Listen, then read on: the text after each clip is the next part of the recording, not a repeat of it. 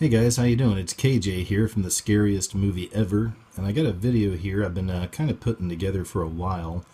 I wanted to share it with you. I think it's important because it goes to show you just another reason why you can't really trust a lot of these Hollywood movies or entertainment in general to be any kind of a moral compass for you, okay? Most of you already know this, but what we're going to look into is the so-called gay mafia in Hollywood.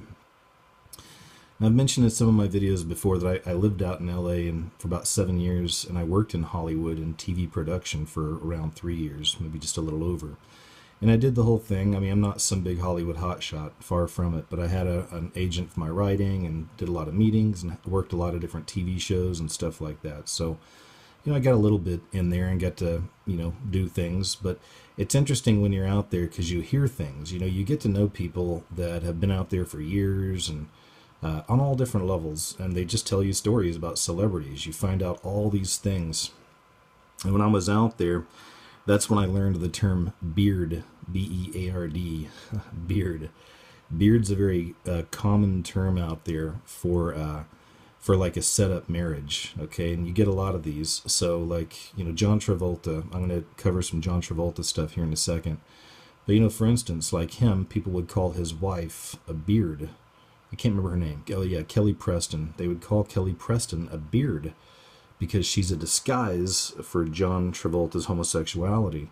And like I said, I didn't make this term up. It's very common out there, and you hear it all the time. And you hear a lot of interesting stories, which I'll cover a little bit of that as well. But I heard a lot of John Travolta stuff. I knew a couple of security guards on Big Brother, and I was working on the show. And both these guys had stories about Travolta hitting on them at different times throughout the years, like on movies and stuff like this. So we have that, and then of course we got the beard thing, and people were associating that a lot with a lot of the couples you hear about now. So I'm going to show you a few things on that as well. Anyway, what sparked this whole thing for me was Bryan Singer. He's the director of X-Men and the Superman movie Reborn, I guess it was called, the one before this last one. He'd done a lot of stuff. He did a cool movie called Usual Suspects. It was his first movie. It was really good. But anyway, he's a gay man, and which is fine, it's whatever. But recently these stories came out where he's facing a lot of lawsuits, actually two. One from a teenage boy in England, and then there's another one that came up. It's been going on for like the last several years. But there's a guy that's coming out now, and he's saying that when he was like 15 years old, that Bryan Singer and some of his Hollywood buddies were just kind of tossing him around and using him and doing some weird stuff with him. So you can look all this stuff up yourself. I won't get into all the dirty details, but it's pretty gross, at least I think. Especially the fact that it was a kid, it was a little boy, and they were doing this stuff with him. Now, the reason that kind of connected with me was because when I worked out there, I heard some stories about Bryan Singer. And this is like years ago, like 7 or 8 years ago when I was out there. But I was hearing stories about Bryan Singer, the director. And the story was that he was really well known out there for picking up these young gay men in Hollywood, taking them back to his mansion, doing whatever they do. And then he would actually keep these guys' clothes and kick them out of the mansion and like have them just kind of out there running around with hardly anything on. And the way that works is that Beverly Hills is right there connected to Hollywood. So that's the way I was always told that, I guess his mansion was somewhere in that area. He'd kick these guys out with hardly anything, and then they would be running around the streets of Sunset or Hollywood half naked, having to get rides home or whatever. So that gay community is real big out there in Hollywood. And, of course, working out there, you make friends with a lot of gay people. So you hear these stories. And it was fairly common, apparently, because multiple people had heard about this and talked about it and knew a guy that did it and knew a guy that knew a guy and all this other stuff. So I thought that was interesting. So here we go, then. The whole idea is with this gay mafia in Hollywood. What is this gay mafia? Well, it's very real. Like I said, I worked out there, and most of the people up top are gay, from what I learned. And I'm going to show you a couple of examples of that. So we got the Bryan Singer thing. There's another one. I'll just go ahead and jump with John Travolta right now. But this was a pretty big one right here. Before I show you that, I'll just show you a couple pictures here. John Travolta. But You might be able to make that out, but that's a real famous picture. I'm surprised people don't talk about this more, but it's been out there for a long time. It's a picture of John Travolta is an airline pilot, by the way, or he can fly. So he flies like private planes. But here's him and one of his buddies kissing as they're boarding one of the planes that John's going to be flying. So we got that, and that's been out there for a long time. Like I said, not photoshopped, not fake. That's real. All right. And then there's older stories if you do a little digging on John Travolta too. Here's one right here with him cross-dressing, but you go back 25, even 30 years, and you start finding stuff like this, where he's got him and this older buddy of his, and spending a lot of time together. So apparently this was one of his lovers, they're saying, from way back. So yeah, there's John Travolta. I know, and he's, again, Kelly is his beard, and there's a lot of that out there. Justin Timberlake, a lot of people would say, that I've heard throughout the years, that he's gay as well, and I guess Jessica Biel might be his beard. I'm going to cover that in a second as well. So here's John Travolta. This came out a couple of years ago. Again, kind of shuffled under the rug pretty quick, but it was interesting because John Travolta got in some trouble with a masseuse. And the masseuse claims in his lawsuit that on January 16th, a couple of years ago, that Travolta groped him during a massage session at the Beverly Hills Hotel and asked for sexual favors, which the masseuse refused. And the suit claims that after the masseuse turned down Travolta, the actor told the masseuse how selfish he was, and that the defendant got where he is now due to the sexual favors he had performed when he was in his Welcome Back Kotter days. This is John Travolta saying that he's where he is now for all the sexual favors he did during Welcome Back Kotter. And he made a slew of other inappropriate comments before eventually agreeing to drive the masseuse back to where he was originally picked up. Another thing right here is says that the masseuse, who has thus far remained anonymous, charged Travolta with making unwanted advances while he was giving Travolta a massage, and alleges, here's the important part, that Travolta said that Hollywood is controlled by, quote, homosexual Jewish men who expect favors in return for sexual activity. It's the casting couch, but it's not like what you would expect. It sounds like it's more of kind of a gay casting couch in a lot of ways. And we've heard this. This stuff goes back to all the secret societies, Illuminati stuff as well. Homosexuality is a big part of a lot of this. Different reasons why. And I won't even go into all that stuff right now. In fact, some of it's kind of gross, but we'll get into all that another time. The point is that it's definitely in there. I mean, even look at Skull and Bones. That's where Bush and Kerry came from, the American Illuminati, where they kind of pick our politicians and presidents and whatnot, at least one of the spots. But even there, these guys get naked, they lay in a coffin with it open, they masturbate, and they tell all the people in the room like all the dirtiest things they've ever done. So the gay thing keeps coming back with these secret societies. I think a big part of it, too, is that they can compromise each other. Like if they have pictures of each other doing this or video, and these people want to keep it on the low, then they're compromised forever. You see what I'm saying? Until that stuff comes out. So anyway, I think it's just another method of control in a lot of ways. So anyway, here's John Travolta. So we did that. Let me take a look at a couple other things I thought were kind of interesting here. This one's a given. You guys have probably seen this one already with Corey Feldman, but he exposes some of that gay mafia as well. So check this out real quick. I can tell you that the number one problem in Hollywood was and is and always will be pedophilia. That's the biggest problem for children in this industry. The casting couch even applies to children. Oh yeah. Not in the same way. It's all done under the radar. Nobody talks about pedophilia. It's the big secret.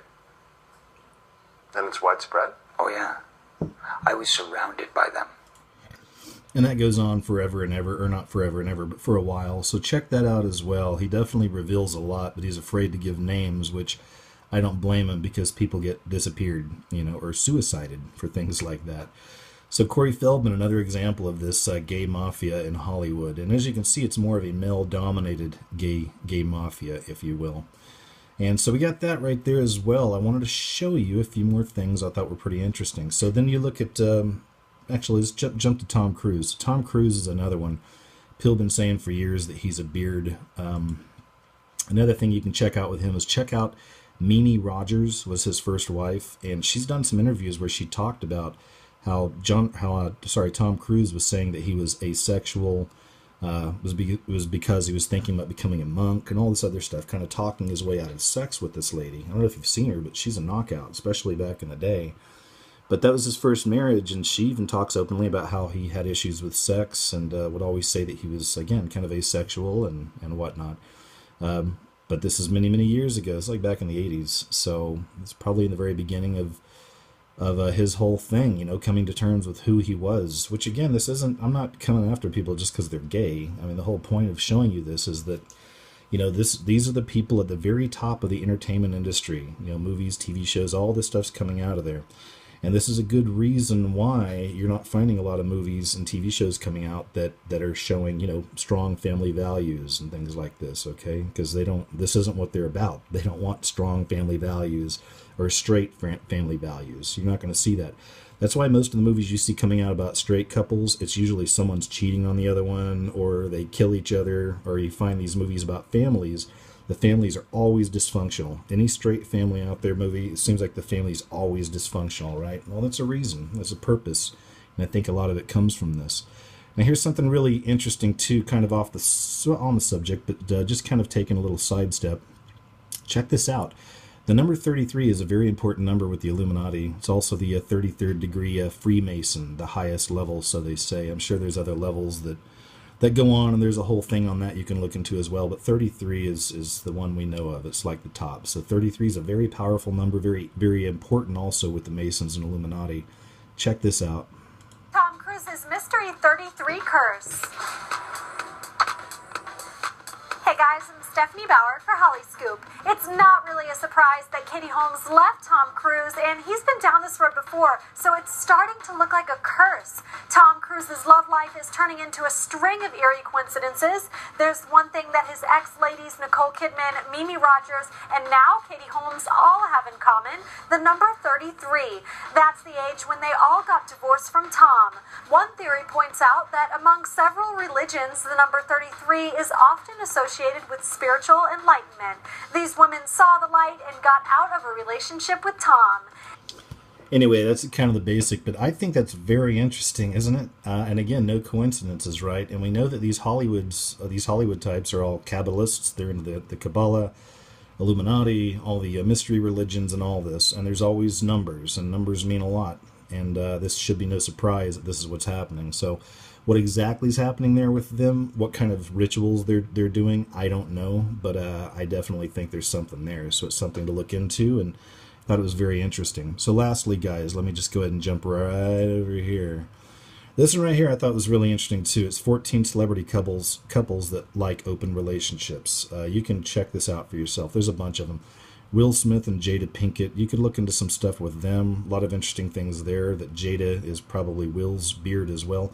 Look into any of these relationships. There's a whole thing with Tom Cruise and the football player from England, David Beckham. There's a whole lot of things there as well you can look into. But anyway, lastly, I just want to show you this right here and give you an example, because Rachel Ray is like considered, one of America's sweethearts and such a sweet girl, and she's on TV and everybody loves her. And like, most of these people really are Satanists, and I mean that's just one term. But I mean on another level, again, it's the Kabbalah, it's the mystery religions, it's the Illuminati. So all this stuff mixed in together. It's all weird and deep and unusual, and it would take an individual video for each one of these things to make, to kind of explain things out. But most of you kind of get the gist. But basically, this is just common sense stuff. So look at this here. Rachel Ray and her husband, John Cusimano. So check this out. I want to read a few things here for you. And here it says, so apparently this guy, he's spotted regularly at a members-only swingers club called Checkmate in Manhattan. It says down here, after a bit of socializing at the buffet and the bar, John would always make his way to the back room, and every time he was observed in the co-ed locker room, he never took a shower alone. He'd always stop by the club's buffet before closing to grab a few bagels. Now here's the interesting part. Not everyone is selected for membership. Those who wish to join the club are able to, or have to submit a photo and adhere to the club's clientele, which the website describes as youngish, attractive, vibrant, hip, fit, and well-dressed. But here's the most important part. Sorry, it is right here. In addition to the reports of his visits to Checkmate, news media have also run an interview with a sex worker who said that Ray's husband hired her several times to spit on him and put her feet in his mouth. All right, so think about that. Open relationship. Rachel Ray, America's sweetheart. Her husband's going around having prostitutes put their feet in his mouth and spit on him. And the whole thing in the story is they're kind of saying that Rachel Ray never does this, that this is all him, and she's just kind of out of it, you know. BS. Okay, guys, look, a lot of these people are swingers. They're decadent. They have no morals. Okay, no morals, and they're all into this weird stuff. You don't think that Rachel Ray's in these weird swingers clubs getting turned out? I'm sorry, man, I see it. I mean, she would have to be a complete and total fool to have her husband going to these swingers clubs by himself, getting spit on, getting feet put in his mouth, and then coming home to her and everything's cool. I have no doubt she's out there doing just as much, if not worse. So it's just a glimpse, guys, of what this is. It's a very decadent society up there, the Hollywood elite. It's very decadent. And like I said, they're not making movies for your kids. They don't care about you. They don't care about family values, love, or whatever. It's all about complete and total anarchy, nihilism, really. They may package it as a family film or whatever, but underneath, this is why we're always finding these Illuminati symbols and these really dark messages. So that's it, guys. I wanted to share that with you. Thanks for checking out the video, and I'll talk to you real soon. Take care.